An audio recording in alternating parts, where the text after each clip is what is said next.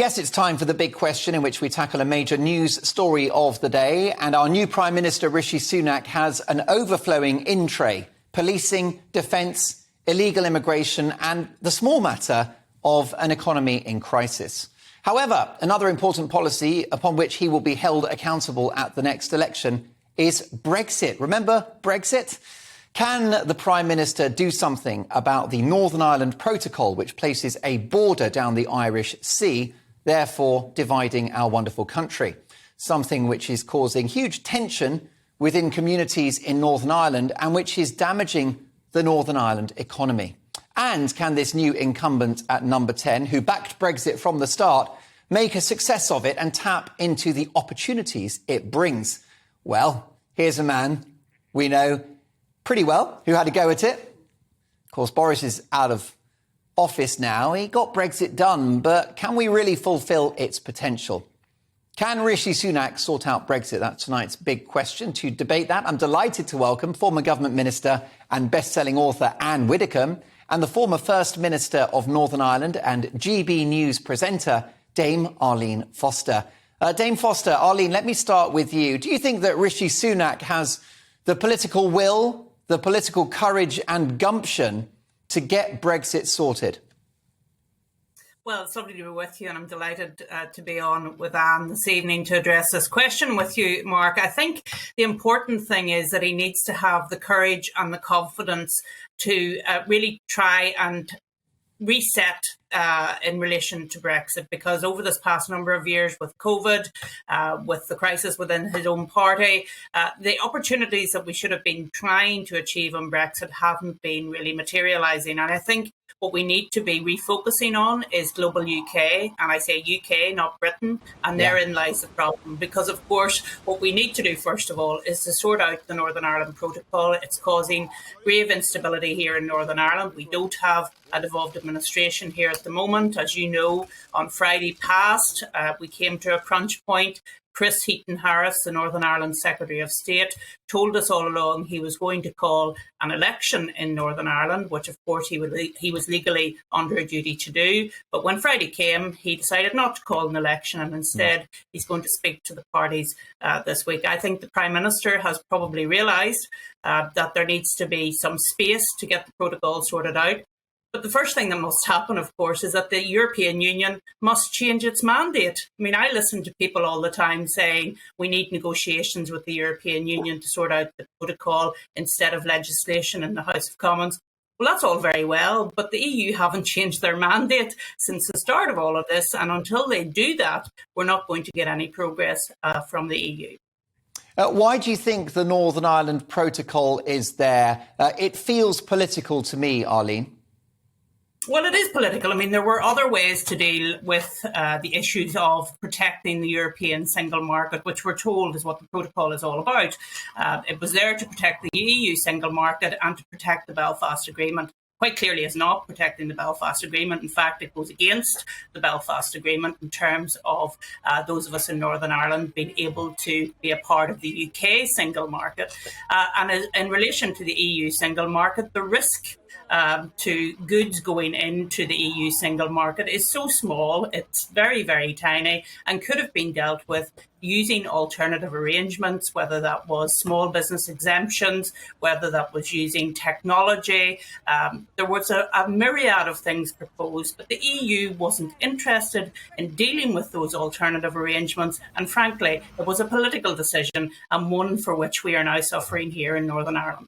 And what's your judgment of Rishi Sunak, Arlene? Because he is, to a degree, a lifelong Brexiteer. I think he campaigned for our departure from the EU as a student at the School Debating Society. So Brexit is in his bones. It's in his DNA. He didn't change his mind like Liz Truss. Do you think that he's the man to make this happen? Do you think he would be brave enough to essentially tear up the Northern Ireland Protocol? Well, I was a little bit concerned in October, November of last year when there were reports that Rishi Sunak was one of the people in cabinet that didn't want David Frost to trigger Article 16, in other words, to reset the Northern Ireland Protocol. And because of that, I thought that Liz Truss would be a better PM, frankly, for Northern Ireland to sort the protocol out. She brought forward the legislation, as you know, to the House of Commons when she was Foreign Secretary. However, I do bear in mind that he is a lifelong Brexiteer. He could have very easily, having come into the House of Commons as a new MP in 2015, have gone along with the establishment. He didn't do that. He was a Brexiteer at that time. And therefore, I hope he does show the courage to go along and say to the European Union, you need to change your mandate. We need to find a proportionate way of dealing with all of these issues. And at the moment, if you don't do that, then stability in Northern Ireland is at risk, and nobody wants that to be the case. Anne Widdecombe, I think the government's former chief Brexit negotiator, the man that really got Brexit done, Lord Frost, could probably resolve this issue by standing firm on the Northern Ireland Protocol, potentially triggering Article 16. After all, we got that free trade agreement with the EU because he made it clear that Britain would walk away if the terms were not satisfactory. Do you think that Rishi Sunak can be as firm, and can he get the job done? Well, that's a very good question. I mean, if it were wholly within Lord Frost's disposal, I wouldn't have any worries at all. I'm not sure how tough Rishi will be on this. Yes, he's a Brexiteer, and I'm quite certain that any PM wants to get Northern Ireland sorted out well before the next general election. But it does mean actually being willing to trigger Article 16 if necessary. It does mean carrying through the legislation that Liz Truss introduced. And it does mean, and this is the crucial bit, it does mean saying to the EU, we have negotiated for long enough and it hasn't resulted in agreement. And it is crucial that Britain can trade within her own borders. And at the moment we can't. And therefore, at least at the moment we can't without a great deal of difficulty. And therefore, deadline, ultimatum. That is what he's got to do. Terribly politely, terribly diplomatically. But that is what he's got to do. And if he won't do it, we'll still be talking in 10 years' time. What might the consequences be, Anne Widdecombe? After all, we're in an economic crisis. We've got raging inflation. We're probably in recession. We don't want a trade war with the EU, do we? No, we don't want a trade war with the EU. But on the other hand, I doubt very much if the EU wants a trade war with us. And it's a question really of who blinks first. But there is no need for any of this because Boris's proposal, for example, a green channel for goods going only to Northern Ireland, a red channel for goods heading on to the EU.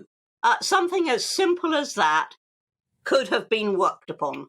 But as usual, they're obstructive for one reason only. They want us to pay for Brexit.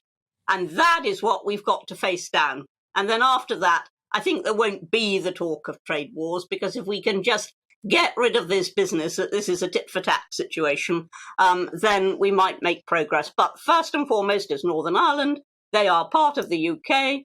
They are part of our internal trade. That is what takes priority, not relations with the EU.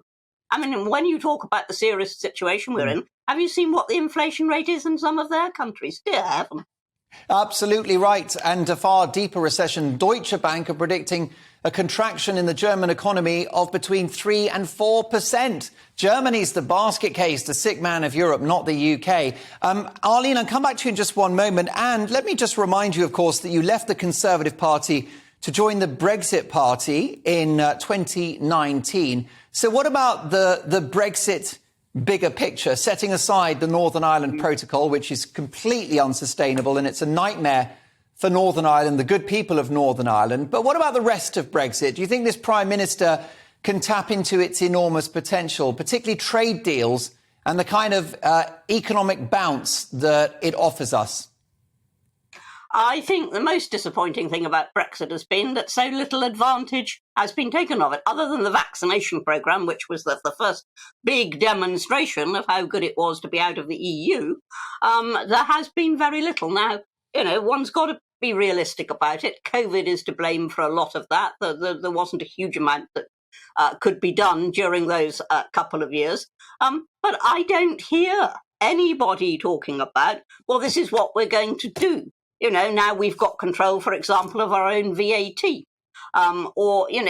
don't hear anything about how we're going to take big advantage of Brexit. The exception, actually, was Liz Truss, who understood that we had to be competitive, and hence the cap on the banker's bonus and the upper tax limits and all the rest of it. And however bungled a job she made of it, at least she wanted to take advantage of Brexit. Now, I don't hear that from any of the others.